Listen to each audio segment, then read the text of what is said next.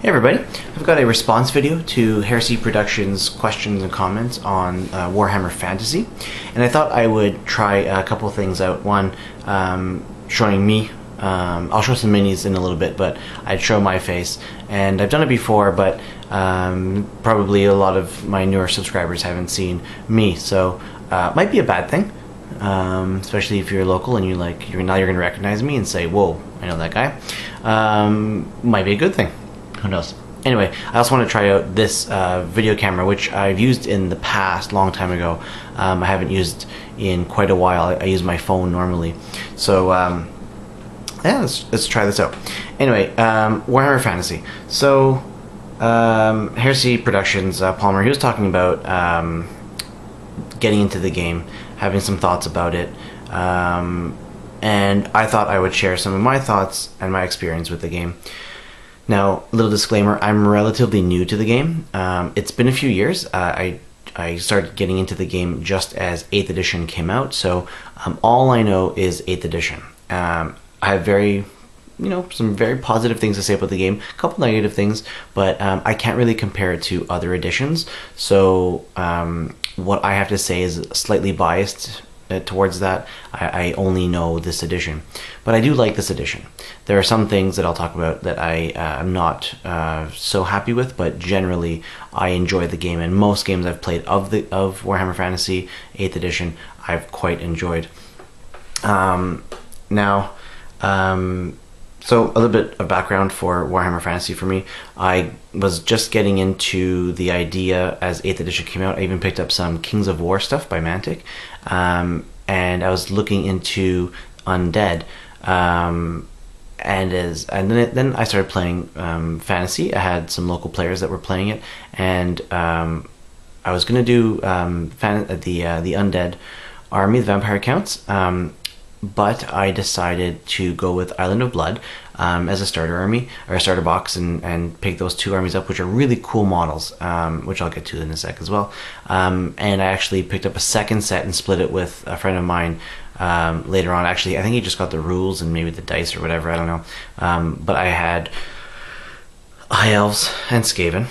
I still have Skaven now, which I'll show you in a bit. I had High Elves for a while. I expanded on the army, but never finished painting it, which is going to be a theme that you'll see.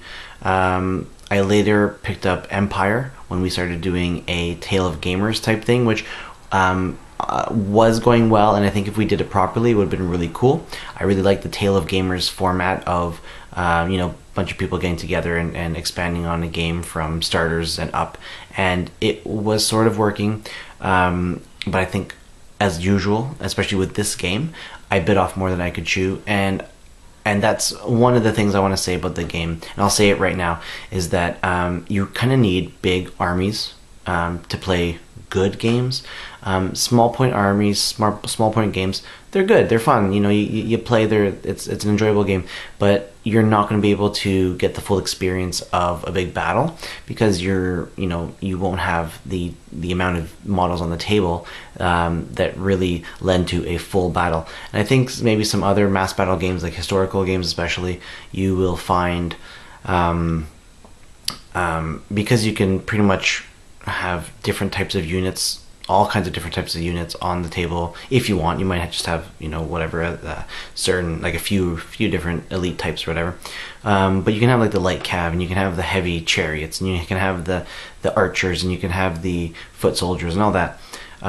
With this game, to have all that, you're going to be into like the 2000s of points, and I think the sweet spot is like 2400 points, and I haven't played too many of those games. And there's another bias that I might have, is that I haven't really played too many games altogether, compared to some people who like play every week, like a few times every week. There was a time when maybe I played every week or every other week, but very short time. I played a number of games, but not like I'm not really experienced in the game. So you have to take what I say, in that light as well. And most of the games I played were relatively small, like more like 1,000 to 1,600 points. I did get up to 2,000 a few times, and to 2,400 a couple times too, and they're just long games as well. And Again, that might be due to myself. And apparently, when you're playing a tournament, you can play in like an hour and a half or 2 hours or whatever. That's nuts. We played even small games over like the course of like 4 hours, and many games we didn't even get to finish because we just took so long. That's, you know, us being very social, blah blah blah, and not being as familiar with the rules here and there. And again, because I had so many armies, having to learn new armies and their special rules over and over again, it takes time and a lot of effort. So I owned High Elves and Skaven. At one point, did I either trade or sold the High Elves. I picked up Tomb Kings, Empire, and the Tomb Kings were my friend's Tale of Gamers army, so I picked that up from him. Got into a little bit of the hobbying with it, and then sold them as well. Did I get any other armies? No, I think that's it. And then ogres, which I ended up with. So right now, do I have any other armies? No, I think that's it. High Elves, Skaven, Empire, ogres, Tomb Kings. Yeah, 5. That's enough. Right now I only have 2. I'll show that to you in a sec. Still haven't fully painted an army, and I was really thinking ogres were going to be the ones. Now, it might still happen depending on what happens with the armies that I do have, but we'll see. I'll get to that in a sec. The game. I like the game. I like rolling a lot of dice. I like the randomness. I like the stats. You know, you're rolling. You're comparing your weapon skills on charts, and you're using your ballistic skill. And sometimes you need 3. Sometimes you need 6s. You know, like the strength and toughness, and you know, anything is possible. 6s can hit, and 6s can wound. Sometimes you need to roll 6s and then 6s again, but it can happen. I like that, and I like that. You know, the little guys can defeat the big guys with some luck. You know, a 4+ ward save, a 2+ ward save, a 2+ can be failed. I learned that with my Empire, with my ogres, with the big heavy cavalry. You can fail 2+ easily, and you know what? When you've got that save and you fail that save, and that's that model is dead. Yeah, it's a lot of points down. You know, because you rolled a 1, and 1s happen. So I like that. I like all that. What I don't like, the amount of models you need. Like I said, you know, to get to like 2,400 points, you need a lot of models. So one, that's a lot of money that you have to put into it. And if you know me and you've seen my channel and you've seen what I'm into a lot of things. So I really don't have a problem spending money, but having to focus so much money onto one army is tough. And for me, hobby-wise, especially in previous years, you know, recently I've been a lot better with finishing up projects and starting new ones. I'm still doing it, but I am finishing up projects slowly. Having to finish that many models, like when you see my Skaven that I've had since Island of Blood came out, yeah, like I get so easily distracted. So that's my problem. Again, one of my biases or my issues is that it's hard for me to focus on an army like this. That's why, as you'll see, I'm looking to get rid of one or both of my armies and maybe starting all over again. Maybe with 9th. Who knows? But I think what I would do is you know, maybe do it right the next time, and that start small. Start with like the starter and up from there. Don't go into it too crazy. So yeah, the rolls, buckets of dice at times. Like my ogres, 3 attacks each, right? Like you get a unit, you know, 3 wide, 2 deep, and they're all getting all their attacks, right? That's like 18 attacks right there. I love rolling that many dice. Some people don't. I do. The randomness, the swings in the game, yeah, it's part of the game. What I don't like is that many times I've been able to steamroll with like my ogre cavalry, but you know, it's not my fault, it's not their fault. It's just sometimes it's luck, sometimes it's just the matchups didn't work out for my opponent, and so I do feel bad when opponents get discouraged because of things like that. And that's any game, like even War Machine, when my Khador are just like so tough, and you know, they're not super, but they're tough enough that that the other guys can't kill them, and then they die. I feel bad for that sometimes, but I'm just a nice guy like that, so I feel guilty. But I don't mind the swings. Like, if, you know, if I happen to lose, yeah, it would suck. But, you know, if the game's fun, if we can socialize, have some fun, and you know, roll the dice and enjoy yourselves, it's fine. The magic is another thing that's kind of iffy for me. It's very powerful sometimes. There's some spells that's like, boom, there goes the unit. And it's like, what? Like, there's nothing I can do. But overall, from start to finish, from army lists to you know, what you're rolling mechanics wise, I like the game. I really enjoy it. So I guess it's taken me like almost 11 minutes to say I do recommend getting into the game, Palmer. What I might recommend though is maybe waiting a few more weeks and seeing what comes about with 9th edition. What the plan is. I'm a fan of 8th edition, and I will gladly keep playing 8th edition.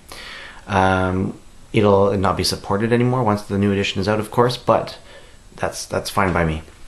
But on the other hand, I am thinking will probably try 9th edition.